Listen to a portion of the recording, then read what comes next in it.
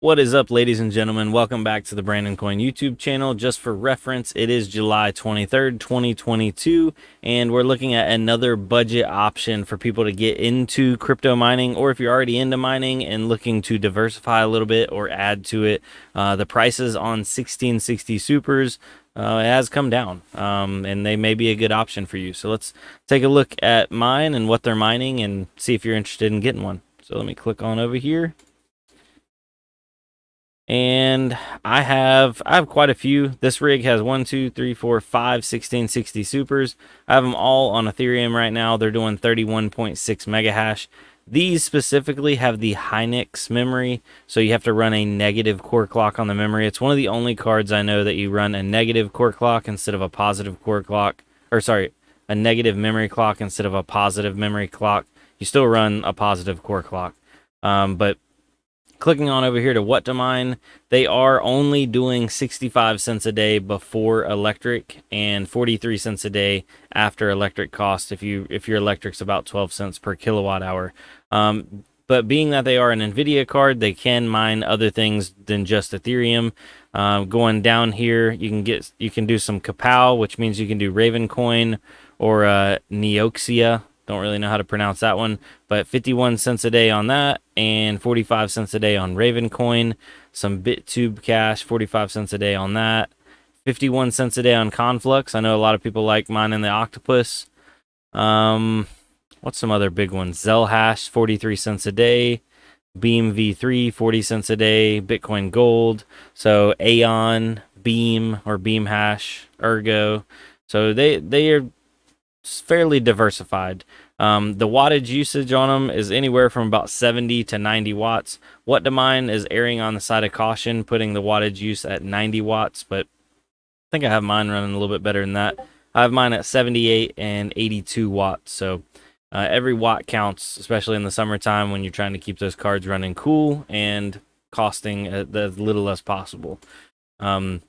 The reason why you may be interested in buying them though is the prices.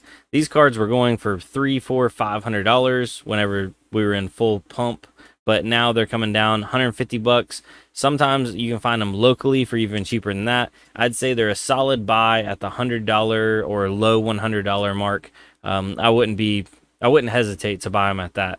And then 99% of them only have one input on the back of the card for a PCI Express external power. They don't need two. I've seen on very rare occasions they'll have two up there, but I don't know why. Those are like the overclock cards. But I have a bunch of these PNYs. I believe these are actually PNYs. Oh no, these are Asus. Those are the Asus dual fans. But the PNYs, a lot of times they have Hynix memory too. If you get one that has, let's see here. I think I have another one here that does not have Hynix memory. I believe it's on this rig, maybe. It's not. Those are 3060 Ti's. I might not have another one. That was the same one we were on. Well, anyway, if you get one that's not Hynix memory, all you have to do is dial it in on the memory clock going positive. The only ones you have to go negative is the Hynix memory. If you try to go positive on it, these cards are capped out at about 24 to 25 mega hash, and a lot of people think that the memory is bad. But the memory actually is spot on. Look at that, 31.6 on the money, and all between 75 to 77 watts on these. So solid cards, solid value. I'd probably stay away from eBay. It looks like there's a lot of buying pressure on eBay, but your local market is flooded with 1660 supers. Some people were asking me, don't you need to stay away from those because they're 10 series? 1660s are built on the 20 series architecture, so they're not 10 series. They're a lot more efficient than 10 series. So don't be afraid of buying them. Because I heard some people like, oh, don't buy 1660 supers, buy 2060s. And that's, if it's the same price, I would lean towards a 2060, but more often than not, a 2060 is going to cost you quite a bit more. So don't be afraid of them. Check them out. And I'd love to hear from you guys that are still running them down below. How many are you running and how long do you plan on keeping them? These are a 6 gigabyte card, so DAG files on certain coins like Ravencoin, I don't think we're going to hit 6 gigs on Ethereum before it goes proof of stake, but potentially ETC and